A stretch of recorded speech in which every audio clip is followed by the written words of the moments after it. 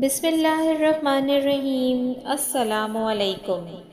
ایک دفعہ کا ذکر ہے، یہودیوں کے یہاں کسی کے گھر شادی تھی۔ وہ لوگ حضرت صلی اللہ علیہ وآلہ وسلم کی خدمت میں آئے اور عرض کی، اے محمد صلی اللہ علیہ وسلم، ہم آپ صلی اللہ علیہ وسلم کے پڑوسی ہیں، ہمارا بھی کچھ حق ہے، اس لیے ہماری درخواست ہے کہ آپ صلی اللہ علیہ وسلم اپنی دختر فاطمہ زہرا رضی اللہ تعالی عنہا کو شادی میں شرکت کے لیے بھیج دیں، تاکہ ان کے قدم کی برکت سے بزم عروسی کی رونق میں اضافہ ہو۔ حضرت صلی اللہ علیہ وسلم نے فرمایا، فاطمہ زہرا اگرچہ میری بیٹی ہے، لیکن علی رضی اللہ تعالی عنہا کی زوجہ ہے۔ تم لوگ حضرت علی سے جا کر درخواست کرو، اگر وہ چاہیں گے تو شادی میں جائے گی، اجازت دے دیں گے تو ضرور جائیں گی۔ یہودیوں نے عرض کیا کہ آپ صلی اللہ علیہ وسلم بھی ہماری طرف سے ان سے سفارش فرما دیں۔ پھر وہ یہودی حضرت علی کی خدمت میں حاضر ہوئے اور عرض کیا کہ آپ اجازت دیں، حضرت فاطمہ شادی میں تشریف لائیں۔ آپ علیہ السلام نے فرمایا کہ اس امر کی مالک خود جناب سیدنا فاطمہ ہیں۔ اس کے بعد یہودی نے جس گھر شادی تھی جناب سیدنا فاطمہ رضی اللہ تعالی عنہا کے دروازے پر آواز دی، رسول علیہ السلام، میری لڑکی کی شادی ہے، اگر آپ تشریف لے چلیں تو میری عزت بڑھ جائے گی۔ حضرت فاطمہ رضی اللہ تعالی عنہا نے فرمایا کہ جناب امیر المومنین سے اجازت لے لوں تو چلوں۔ یہودی نے کہا کہ میں رسول اللہ صلی اللہ علیہ وسلم، خدا اور حضرت شیر خدا کی خدمت میں گیا تھا، سبھی نے آپ کو مختار کیا ہے۔ جناب سیدنا فاطمہ رضی اللہ تعالی عنہ نے یہ سن کر متفکر ہوئیں، اتنے میں جناب رسول صلی اللہ علیہ وسلم خود تشریف لے آئے۔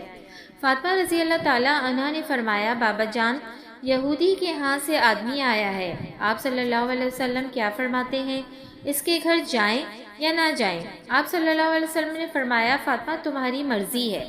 حضرت فاطمہ رضی اللہ تعالی عنہ نے عرض کیا، ابو جان، آپ کی بہت سخت توہین ہوگی، کیونکہ ان کی عورتیں عمدہ اور نفیس لباس و زیورات سے مزین ہوں گی، اور میرے پاس وہی پھٹے پرانے کپڑے ہیں جس میں جا بجا خرمے کے پیوند لگے ہیں۔ رسول اللہ صلی اللہ علیہ وسلم نے فرمایا، اے بیٹی، اسی حالت میں جاؤ، جو مرضی معبود۔ چنانچہ جناب سیدنا فاطمہ رضی اللہ تعالی عنہا اللہ جانے کو تیار ہو گئیں۔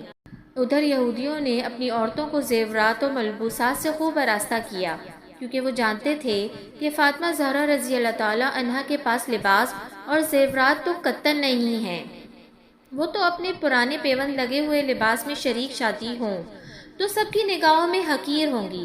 ادھر اللہ تعالیٰ نے اپنی کنیز خاص کے لیے حضرت جبریل علیہ السلام کے ذریعے سے جنت کے ایسے زیورات بھیجے کہ جن کی مثل دنیا میں نہ تھی۔ حضرت فاطمہ کو زیورات سے آراستہ کیا اور اپنا جلوس لے کر حضرت فاطمہ کو روانہ کیا۔ کچھ حوریں دائیں اور بائیں اور کچھ پیچھے اور کچھ آگے روانہ ہوئیں۔ اس شان سے جناب سیدنا فاطمہ کی سواری یہودی کے مکان پر پہنچی۔ جو ہی آپ رضی اللہ تعالیٰ عنہ یہودی کے مکان پر پہنچے، تمام مکان آپ رضی اللہ تعالیٰ عنہ کے نور سے روشن ہو گیا اور ایسی خوشبو پھیلی کہ دور دور تک محسوس ہونے لگی۔ یہ تجمل و وقار دیکھ کر تمام یہودی عورتیں بے ہوش ہو گئیں۔ تھوڑی دیر کے بعد سب کو ہوش آیا، مگر دلہن کو ہوش نہ آیا۔ لاکھ تدبیریں کی مگر سب بے سود ثابت ہوئیں۔ دیکھا گیا تو معلوم ہوا کہ روح پرواز کر چکی ہے۔ آنن فانن شادی کا مکان ماتم کدہ بن گیا۔ حضرت سیدنا فاطمہ کو یہ دیکھ کر بہت تشویش ہوئی اور فرمایا کہ اطمینان رکھیں، ابھی ہوش آ جائے گا۔ اس کے بعد آپ رضی اللہ تعالیٰ عنہ نے 2 رکعت نماز پڑھ کر دعا کے لیے ہاتھ بلند کیے اور کہا کہ میرے اللہ، میں بنت رسول اللہ صلی اللہ علیہ وسلم ہوں۔ اے میرے اللہ، برحق میں تیرے رسول صلی اللہ علیہ وسلم کی بیٹی ہوں، میری عزت تیرے ہاتھ میں ہے۔ تمام لوگ یہی کہیں گے کہ سیدنا فاطمہ کے آتے ہی دلہن فوت ہو گئی۔ خانہ شادی خانہ غم بن گیا۔ کچھ دیر نہ گزری تھی کہ آپ رضی اللہ تعالی عنہا کی دعا قبول ہوئی اور دلہن کلمہ شہادت پڑھتی ہوئی اٹھ بیٹھی۔ کہنے لگی، میں شہادت دیتی ہوں کہ ایک اللہ ہے، نہ اس کا کوئی شریک ہے، محمد مصطفیٰ صلی اللہ علیہ وسلم برحق رسول ہیں، اور حضرت فاطمہ رضی اللہ تعالی عنہ ان کی دختر ہیں۔ آپ رضی اللہ تعالی عنہ مجھ کو مذہب اسلام کی تعلیم فرمائیں۔ اور اسی طرح صدقے دل سے وہ عورت مسلمان ہو گئی۔